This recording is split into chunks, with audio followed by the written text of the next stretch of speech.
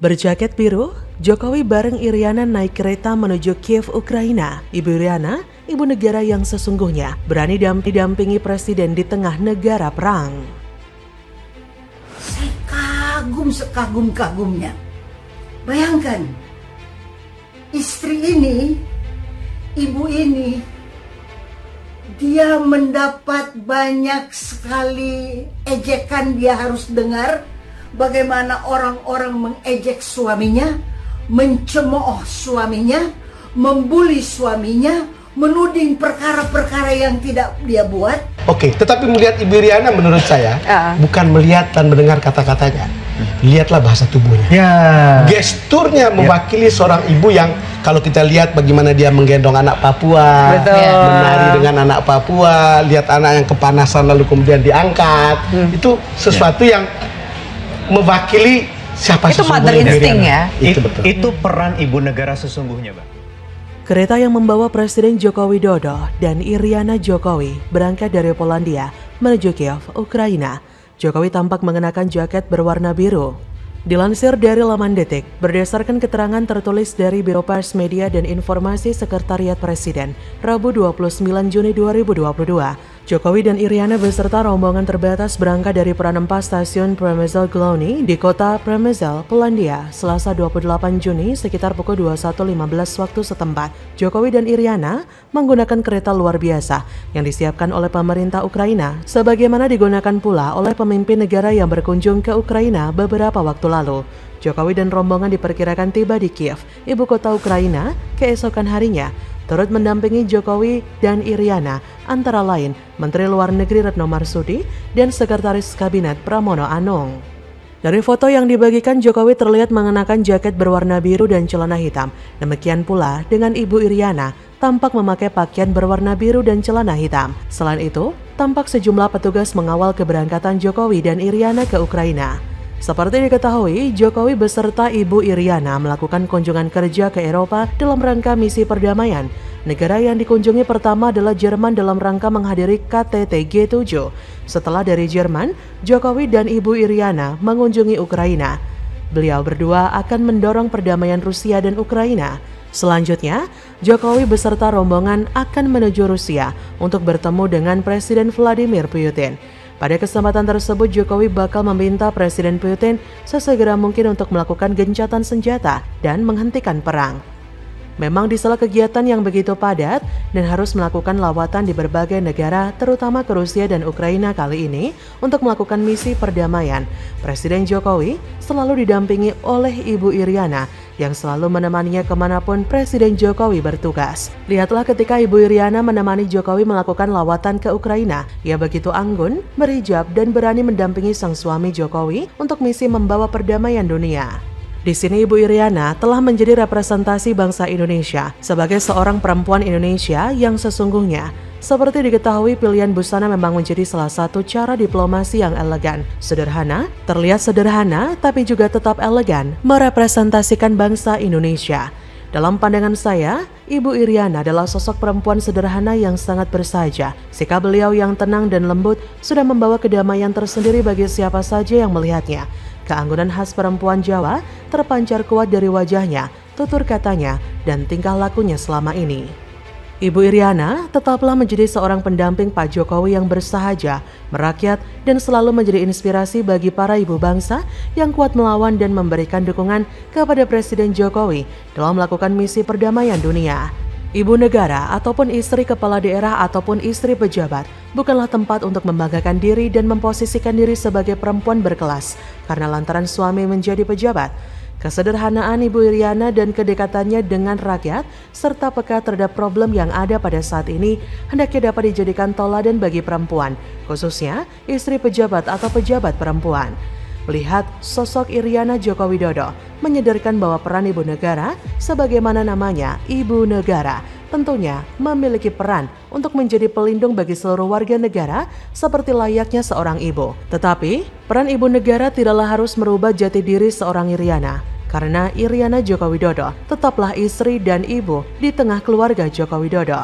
Dan di saat bersamaan, ibu bagi seluruh rakyat Indonesia, ibu yang memiliki warna dan cinta untuk seluruh anak bangsa. Bagaimana menurut Anda?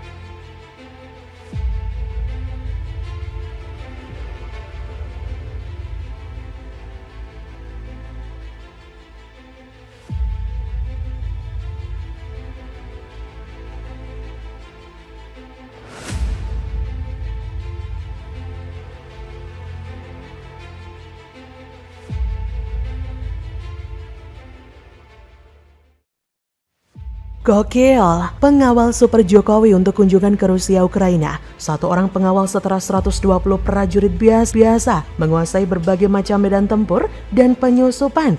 Mantap. Sudah mulai dari beberapa minggu lalu kita sudah mulai latihan, Mas. Ya, sampai dengan hari ini sudah selesai kita latihan terkait dengan bagaimana kira-kira ada kegiatan ataupun ada kejadian apa yang harus kita antisipasi, kita sudah lakukan. Kemudian dari personil kami juga sudah menyiapkan tim penyelamatan yang biasanya pada saat kegiatan tertentu kita tidak membawa. Dalam hal ini khusus kita membawa personil tersebut. Presiden Joko Widodo akan berkunjung ke Rusia dan Ukraina untuk bertemu dengan presiden kedua negara tersebut, Vladimir Putin dan Volodymyr Zelensky. Demi keamanan Jokowi, senjata laras panjang hingga rompi pun disiapkan. Komandan Pasukan Pengamanan Presiden dan Paspamres Majen TNI Tribudi Utama mengungkapkan persiapan pengamanan untuk Jokowi. Tribudi mengatakan latihan intensif sudah dilakukan Paspamres yang akan mengawal Jokowi sejak beberapa minggu lalu.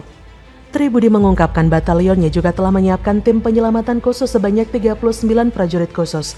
Tim penyelamatan ini hanya dikerahkan dalam agenda-agenda khusus saja. Selain itu, Paspamres juga telah menyiapkan perlengkapan penyelamat seperti helm dan rompi. Pemerintah Ukraina, ungkap Budi, juga telah memberikan izin penggunaan senjata api laras panjang dengan amunisi tidak terbatas, sesuai dengan kebutuhan jumlah personel Paspamres untuk pengawalan Jokowi. Paspamres mengungkap ada keistimewaan 39 Paspamres personel tim penyelamatan yang akan mengawal Presiden Jokowi ke Ukraina dan Rusia. Tim penyelamatan khusus itu akan diisi 10 personel Paspamres. Kemudian, grup utama pengawalan yang nantinya akan terus melekat dengan Jokowi berjumlah 19 personel. Selanjutnya, 10 personel lainnya akan berperan sebagai tim advance yang lebih dulu memonitor kondisi di Ukraina dan Rusia. Seperti diketahui, prajurit-prajurit yang bergabung dengan pasukan khusus ke Kiev ini telah dilatih secara khusus. Tribudi menyampaikan setiap matan akan diberikan tugas masing-masing dalam pengamanan Jokowi. Keistimewaan lainnya para anggota Paspamres yang dikerahkan untuk mengawal Jokowi berasal dari berbagai matra, seperti Komando Pasukan Khusus atau Kopassus, Detasemen Jalamangkara atau Denjaka, dan Korps Pasukan Khas atau Paskas. Mereka juga sudah menjalani latihan penyelamatan khusus untuk kepentingan Presiden Jokowi selama di Ukraina dan Rusia. Semisal Kopassus, satuan ini adalah pasukan elit TNI AD. Denjaka merupakan pasukan elit TNI AL, dan Paskas saat ini Kopaskat adalah pasukan elit di bawah komando TNI AO. Denjaka adalah pasukan elit yang terdiri dari satuan gabungan antara personel Kopaska dan Taifib Marinir TNI AL. Denjaka yang akan mengawal Presiden Jokowi di Rusia dan Ukraina ternyata bukan pasukan sembarangan loh Ferguson, bahkan sudah sering berhadapan dengan maut. Pasalnya Denjaka rupanya sudah terbiasa berlatih berat agar bisa siap siaga di segala situasi. Hal ini seperti dikutip zonajakarta.com dari portal Jember. Detasemen Jalamangkara Denjaka merupakan pasukan elit TNI Angkatan Laut TNI AL, sudah ada sejak 12 November 1984. Rekrutmen anggota Denjaka pun tidak main-main. Para calon anggota biasanya berasal dari Batalion Tempur AL, yaitu Batalion Intai Amfibi, Yontaifib, dan Komando Pasukan Katak atau Kopaska. Setelah mengikuti seleksi ketat, tak banyak yang bisa melanjutkan pendidikan khusus di Denjaka. Biasanya, dari ratusan prajurit yang mengikuti seleksi, cuma 50-an prajurit saja yang diterima sebagai calon anggota Denjaka. Setelah lolos, mereka mengikuti serangkaian latihan berat yang disiapkan tim pelatih. Selain digembleng di Markas Marinir Cilandak, Jakarta, mereka juga dilatih di Puslatpur, Situbondo, Jawa Timur. Mereka dilatih berbagai keterampilan operasi tempur, seperti penyusupan dan sebagainya, dengan berbagai medan, baik itu di laut, sungai, ataupun hutan. Sebagai contoh betapa beratnya latihan seorang anggota Denjaka dalam kondisi kaki tangan dan terikat, mereka dilempar dari helikopter ke laut. Seorang prajurit Denjaka juga harus memiliki IQ tinggi, sebab mereka harus terlatih mengambil keputusan cepat dan tepat di tengah tekanan operasi, baik individual ataupun kelompok. Secara organisasi Denjaka berada di bawah Korps Marinir. Tak ada yang tahu persis berapa jumlah prajurit Denjaka di Indonesia, karena detasemen ini bersifat rahasia. Peran khusus Denjaka antara lain sebagai detasemen anti bajak kapal laut, anti bajak pesawat udara, perang kota, hutan, laut udara, sabotase, intelijen, dan kontra-intelijen. Begitulah salah satu kesiapan dan kemampuan yang dilakukan dan dimiliki oleh para prajurit TNI untuk memberikan perlindungan kepada Presiden. Bukan tidak mungkin, karena kunjungan kali ini bukan hanya urusan diplomatik saja, tapi misi perdamaian bagi seluruh dunia. Bagaimana menurut Anda?